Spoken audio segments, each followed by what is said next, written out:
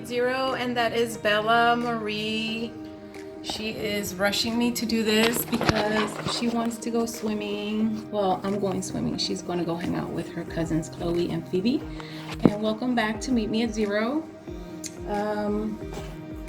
If you have not checked out my YouTube channel, please do so. Subscribe. You can also like my Facebook page, Meet Me at Zero. And I just want to encourage and just kind of give you some insight about life. And so if you haven't seen the last videos, I suggest you do so you can kind of keep up. Today I just kind of wanted to talk about the bag. I wanted to talk about what we bring to the table. I want to talk about what things about your childhood shaped you or encouraged you or fired you up to know that you had to do better. I grew up poor, and so when people see this now, when they see Maria now, and some people, will ask me, do I get any help? And I wonder, like, what kind of help? And the assumption is that I have someone that's helping me pay the bills. Apparently, you know what I'm talking about. And so now, you can have a successful life as a single woman with your money and your credit, if it's right, if you do the work. If I know how to rub 2 pennies and make $1. I had no choice. And so,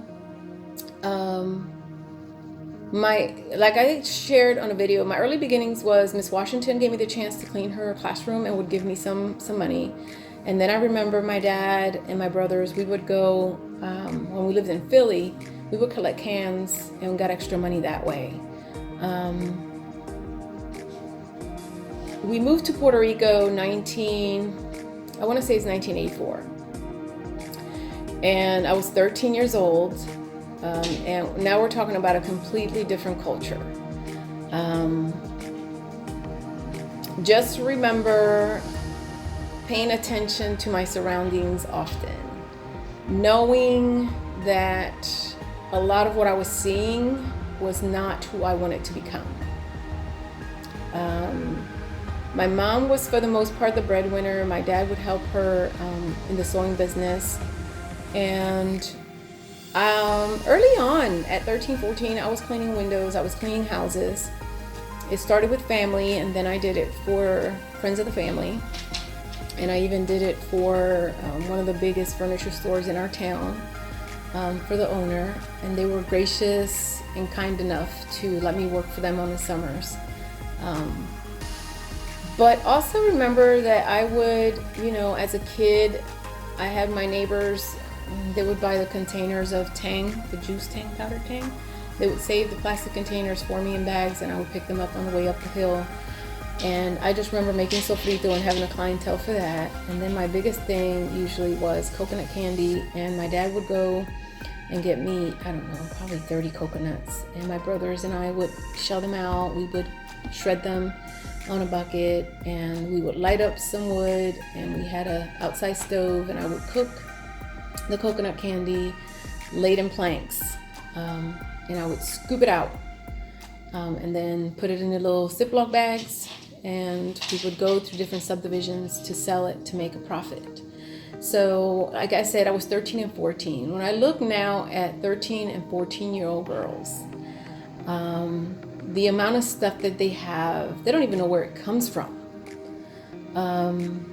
It's mind-boggling to me. It's like, what?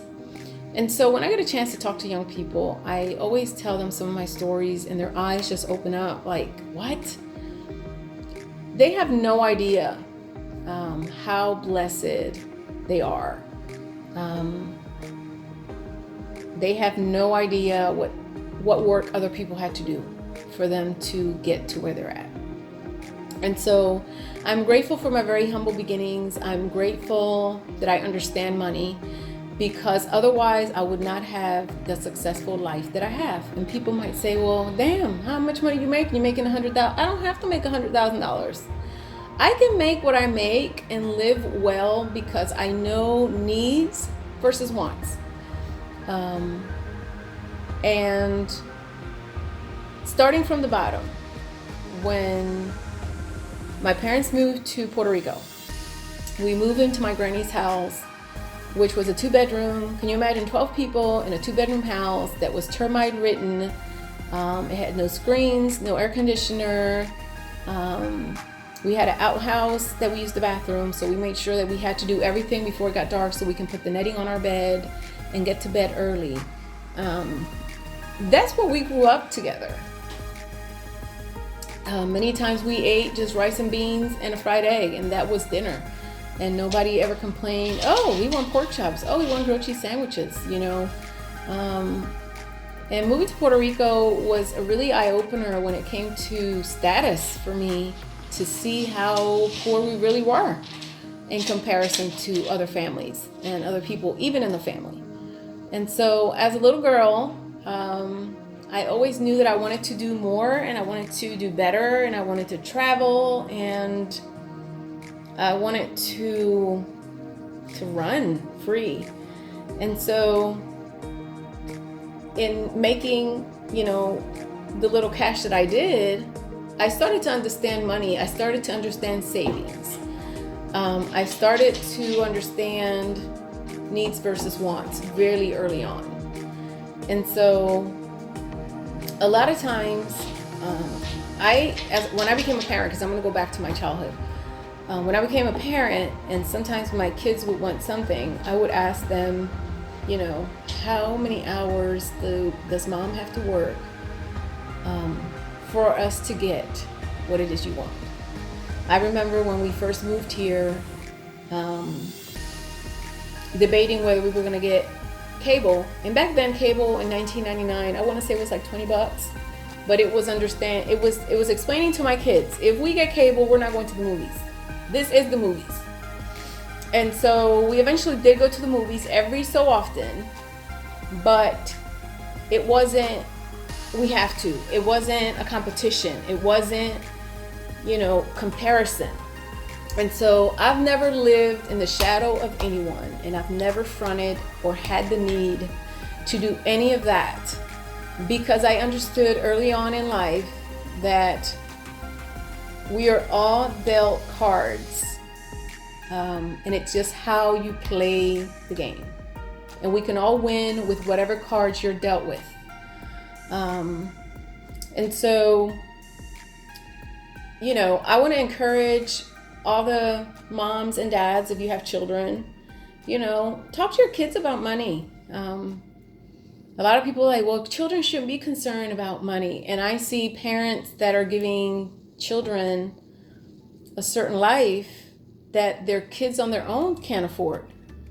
So once your kid becomes an adult, then they can't afford $200 sneakers, $200, $500, $1,000 phones. And so we've created a problem ourselves, you know, for ourselves and for them to a degree. So for me, the American dream in regards to work was real. I knew I had to do tons of work. I am proud of the working woman that I am. And so, yeah, early on, I just didn't see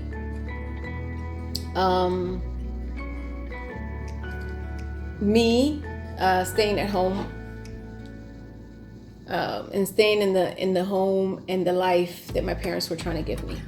I just knew that that was not for me. And so at times as parents, we think that we have it set. This is the life, this is what my kid is going to do, this is who they're going to marry. And I'm like, okay, you know, and it's great to have plans and dreams for your children. Sadly, we all have a story to tell. We all have a story that entails going through struggles to become a greater human being. And I just want to encourage you today, you know, pray over your children.